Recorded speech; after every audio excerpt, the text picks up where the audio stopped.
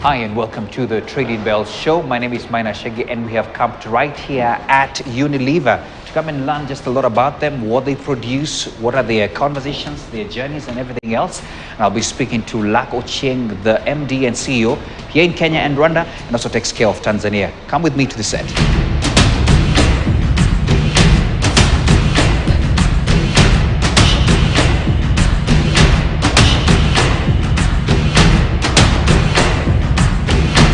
Ochieng, welcome to the show. Thank you. Yeah. Welcome to our humble abode. Absolutely. This is not humble. Well, I saw a lot of lorries coming in, and I can tell you're busy. Yes. And in fact, the first question is, you are actually locally manufacturing things here. Yes. So, Unilever, we have over 100 years of operation in Kenya. Over 100, yeah, absolutely. To be precise, 108 years of operations in Kenya. And that's something that we are very proud of. Yeah. But before I go on, let me take a step back. Step back, yeah. Yes. So Unilever, as a business, we are guided by our purpose. Yeah. And our purpose is to make sustainable living commonplace. Yeah. And we try to live that through how we operate. And we have 3 beliefs to support that. And those beliefs are that people with purpose thrive. Yeah. That brands with purpose grow, and companies with purpose last. Wow. So that's our belief, that's our guiding principle. So that really guides what we do. Now, through this purpose, we try to make sure that, of course, we are a private entity. Yeah. Our core obligation is to our shareholders. Yeah. We must make sure that we deliver superior value to our shareholders. Yeah.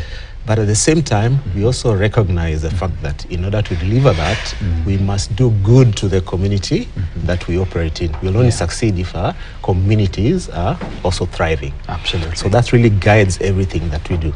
So linked to that, you find that we set up in several operations, factories in several countries. In Sub-Saharan Africa, we have factories here. Yeah. This one now? Yes, where we are, in Kenya. We have one in Ethiopia. We have in Ghana, Nigeria. And then we have in South Africa as well. Through this... Actually, now that you have said camp here, and I've heard you mention a few other countries where the factories are. Yes. That means this plant supplies several of your neighboring countries? Yeah. Which ones are they? Yeah, so from this factory, we supply Somalia, Kenya, of course. Yeah. South Sudan, Uganda, Rwanda, Burundi, Eastern DRC, Tanzania. We also supply Zambia and Malawi. And we just started shipping our Royco brand to the US. Wow. Yeah. Just to give you some numbers as well. Yes, the numbers, please. Yeah. So you find that 50% of what we produce, we sell locally, and 50% is what we export. But for the Kenyan market, 89% of what we sell in Kenya is produced locally.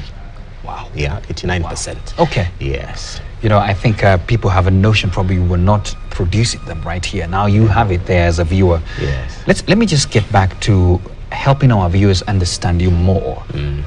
What are some of the products that are in their homes? Probably they don't even know. You could mention a few here that are courtesy of Unilever. Yeah. So in effect, in this setup, we have 3 factories in one. Oh. Yes. One produces home care products. Probably the most famous would be Sunlight. Sunlight. There's Omo. Yeah. We have Vim. The famous Omo. Yes. There's a Omo. Now Omo, we have Omo, the laundry powder. Yeah. But we also have Omo bleach as well. We have Domestos, which is a household cleaning product. So that's on the home care side. Yeah. On the beauty, well-being, and personal care side, we have Geisha soap. Oh, yeah. The laundry That's my soap. Okay. Fantastic. We have Geisha. Yeah. We have Lifebuoy. We have Vaseline, petroleum jelly. We have Vaseline lotion. Wow. Yeah, we have Even and Lovely, plus many others. I can tell. You've already mentioned the home ones, the homegrown ones that we have grown with. Yeah, and then lastly, in terms of foods, of course, there's the Royco, and then there's Knorr. Oh. Yeah. We've all grown up eating Royco. Yeah? Royco is what I know most. Yes. Yes. I'm sure for a lot of our viewers can relate to all these products, and that's quite impressive. Let's talk about what's your take on localization and its revolution in consumer markets. Yeah. Yeah. So Localization is very important, and it's actually embedded in our purpose. As you say, we want to make sustainable living commonplace.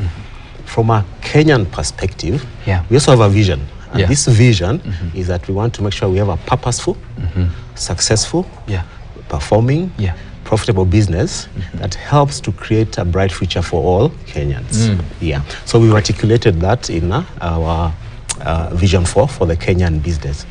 Now, in that is embedded sustainability. And that sustainability is to the extent that we are only going to be able to succeed in the long run in the local market if we put back into the market. So the starting point for us from a localization perspective is to produce locally. So that's the factory has been here for the last 108 years.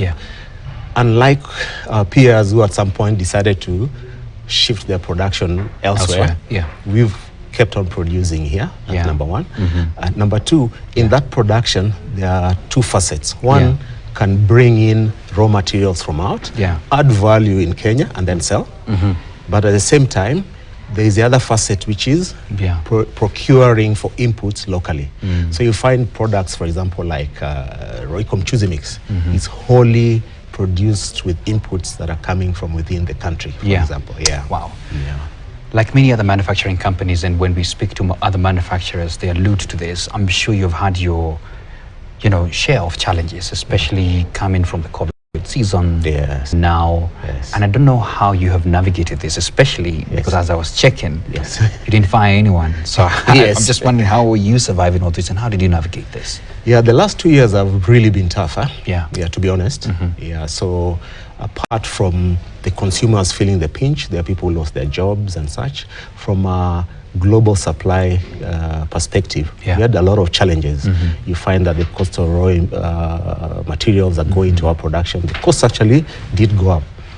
But we were very clear as a business on the impact that we are having in the community. So from the word go, our objective was how could we reorganize ourselves to the extent that then we protect our people, our employees, so they don't lose jobs, but at the same time we continue to supply the market effectively. So some of the measures then we took was we shifted. So you find during COVID, people are looking for more hygiene products. So we dialed up, for example, on the sanitizers, Lifebuoy sanitizers, the soaps and such. We also dialed up because people are at home and people are cooking a lot more at that point in time. So we also dialed up on our nutrition. So we kind of rebalanced our business to be able to see us through that COVID period. Some of the manufacturers were saying this year especially there was a bit of a dollar crunch and it also affected them a bit. Did you have those effects as well? Yes, we did feel a bit of a pinch, but it didn't affect us that much. Why? Because as I indicated, half of what we produce is sold locally, the other half we export. So we had access to Forex, and I would say that the government was very helpful in that. The central bank was, and our bankers were very supportive on that front. Lovely. Let me switch gears to your sustainability agenda. And I've noticed you're quite big at it. In fact, as I was checking, you are hopefully switching to 100% renewable energy sources by 2030. That's not a small thing when I look at the magnitude of what you're doing here. So my question to you is, tell us about your sustainability agenda and its part in your business. So we try to bring sustainability to life through our brands and also what the impact that we have as a business overall. So we have, remember I spoke about those three beliefs that we have, where we believe that brands with purpose then get to grow faster than the others. And we're actually seeing that. Absolutely. So you find that as part of the commitment, we are trying to have a positive impact on the people. So improving the health of the people that we serve and the communities that we operate in. Number two, we want to have a positive impact on the health of the planet. And number three, we want to contribute to having a much more fair and more socially inclusive world that we live in. So through these facets, you find that through, for example, our brands like Royco, we've gone out and fortified it with iron because we know that anemia, especially in females, is a big issue. So we fortified it so that it supports the health and well-being of females in our community, as it were. So apart from tasting good. Yeah. It's actually a nutritious, healthy product, number one. Wow. Then you find that through our brands, for example, Sunlight, we have initiatives that we are supporting. Yeah. So we have a program where we call it Sunlight Women of More.